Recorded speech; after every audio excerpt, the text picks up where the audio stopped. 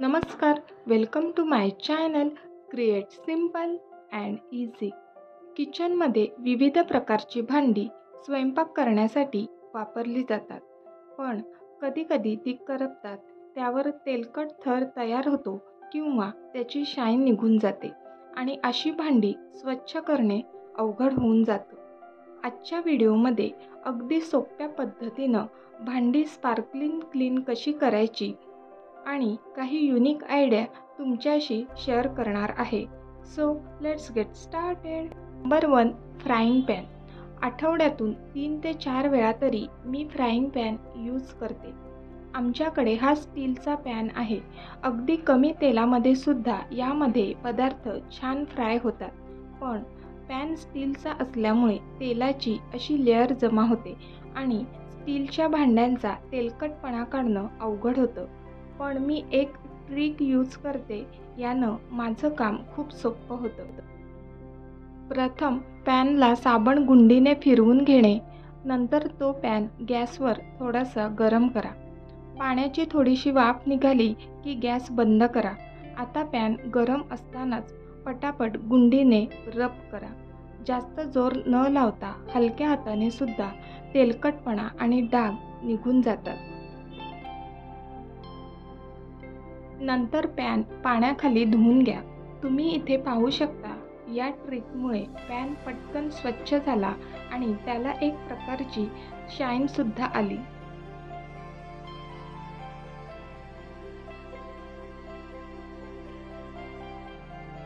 Number 2, silicon spatula आणि brush. तुमच्याकडे पण असा स्पॅच्युला किंवा ब्रश आहे का की ज्याचा पुढील भाग आणि मागील दांडी वेगळी होते? तर मग हे टाईम टू टाईम क्लीन करणं गरजेचं आहे, कारण त्या गॅपमध्ये तेल, बॅटर किंवा भाजीची ग्रेव्ही अडकून राहते. यामुळे तिथे बुरशी तयार होऊ शकते. तर हे क्लीन करण्यासाठी एक सुती कपडा आणि सुरी घ्या. कपडा ओला करून त्यावर डिशवॉश लिक्विड किंवा हँडवॉश टाका आणि ते कापड सुरीला गुंडाळून त्या गॅपमध्ये घालून क्लीन करा.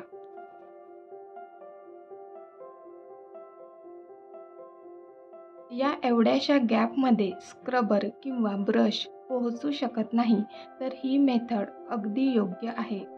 आतून क्लीन केल्यानंतर बाहेरून सुद्धा व्यवस्थित पाण्याने धुवून घ्या आणि त्यानंतर त्याला संपूर्ण ड्राय करा.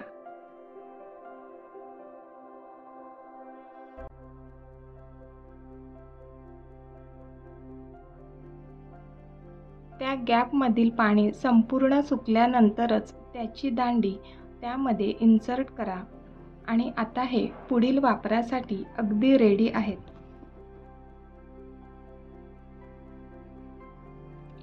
वुडन स्पॅच्युला सुद्धा आपण किचनमध्ये यूज करतो. नॉनस्टिक भांड्यांना स्क्रॅच पडू नये म्हणून वुडन स्पॅच्युला अगदी बेस्ट असतात. पण रोजच्या वापरामध्ये यूज करून ते पिवळसर, तेलकट तसेच बारीक अन्नाचे कण त्यामध्ये साठू शकतात. यामुळे फूड कंटामिनेशनसुद्धा होऊ शकतो. म्हणून महिन्यातून एकदा किंवा गरज पडेल तेव्हा अशा पद्धतीने नक्की क्लीन करा. यासाठी उभट आकाराचा किंवा अगदी पसरट भांडं घ्या. त्यानंतर मी एका टोपामध्ये पाणी गरम करायला ठेवलं आहे. गरम पाण्यामुळे सर्व तेलकटपणा निघून जाणार आहे. मी फ्रीजमध्ये लिंबाची सालं साठवली आहेत, तर ती घेत आहे. लिंबाचा वापर करताना त्याचे डाग ओट्यावर पडू नये म्हणून एक डिश घ्या आणि त्यामध्ये स्पॅच्युला ठेवा. आता चमच्यांवर मीठ स्प्रेड करून घेत आहे आणि लिंबाच्या सालीने त्याला रब करून घेणार आहे. आवश्यक असल्यास थोडंसं पाणी स्प्रिंकल करा आणि त्याने रब करा.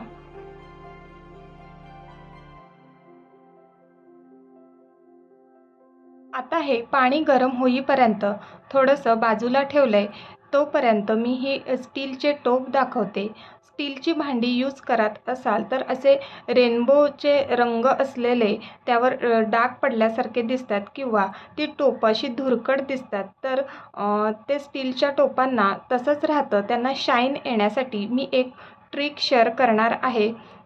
पण इथे पाणी गरम झालंय, तर आपण ते आता ह्या जगमध्ये मी टाकून घेत आहे आणि यामध्ये थोडंसं विनेगर मिक्स करणार आहे.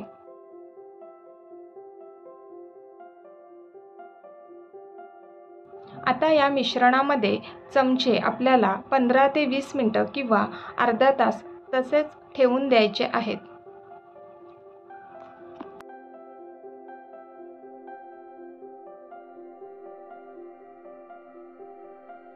तर स्टीलच्या टोपांना किंवा कढईला शाईन आणायची असेल तर लिंबाचं साल घ्या. ते नसेल तर 1 ते 2 चमचे विनेगर घ्या आणि पूर्णतः त्या टोपाला स्प्रेड करा आणि तसंच 15 ते 20 मिनिटं राहू द्या.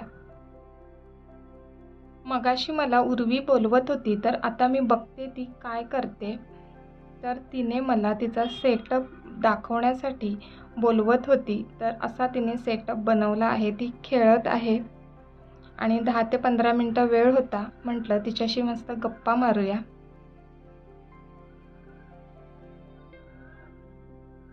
आता 15 ते 20 मिनिटं झालेत, तर आपण पुन्हा पाहूया. आता ही टोपं मी पाण्याने नुसती धुवून घेत आहेत. तुम्ही स्क्रबरने सुद्धा ती घासू शकता आणि कुठलीही मेहनत न घेता त्यावर मस्त अशी शाईन येते. अगदी स्पार्कलिंग क्लीन केल्यासारखं दिसतं ते. नंतर मी तुम्हाला दाखवेनच. तोपर्यंत स्पॅच्युला आहेत ते सुद्धा क्लीन करून घेऊया. आणि आता मी हे पाण्यातून काढून घेत आहे आणि हे जे पाणी शिल्लक आहे ते फेकून न देता यामध्ये भांडी घासायची गुंडी किंवा असा वायपर असेल तर त्याचं पुढचा भाग त्या पाण्यामध्ये 15 ते 20 मिनिटं ठेवून तो सुद्धा आपण क्लीन करू शकतो. आणि आता हे स्पॅच्युला स्क्रबरने घासून पाण्याने स्वच्छ धुवून घेणार आहे.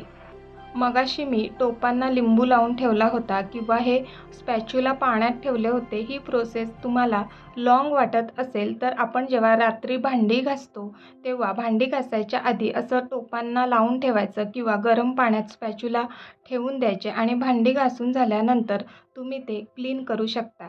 इथे तुम्ही पाहू शकता का टोपांना किती शाईन आली आहे. तर ही ट्रिक तुम्ही नक्की ट्राय करा.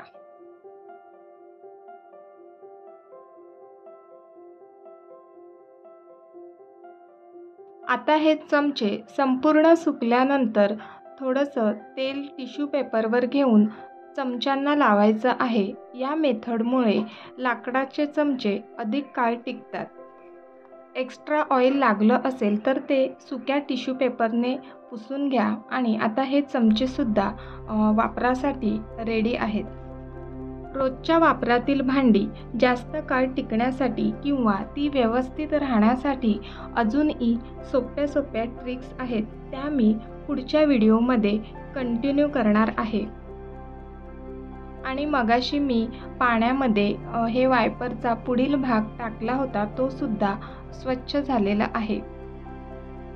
व्हिडिओ खूप मोठा होणार होता म्हणून आजचा व्हिडिओ मी इथेच संपवते, परंतु हाच टॉपिक पुढच्या भागात सुद्धा कंटिन्यू करणार आहे. तर पुढील आठवड्यात भेटूया. तोपर्यंत बाय बाय. आणि हां, आपल्या चॅनलला नक्की सबस्क्राईब करा आणि तुमच्या मित्रमैत्रिणींना सुद्धा शेअर करा.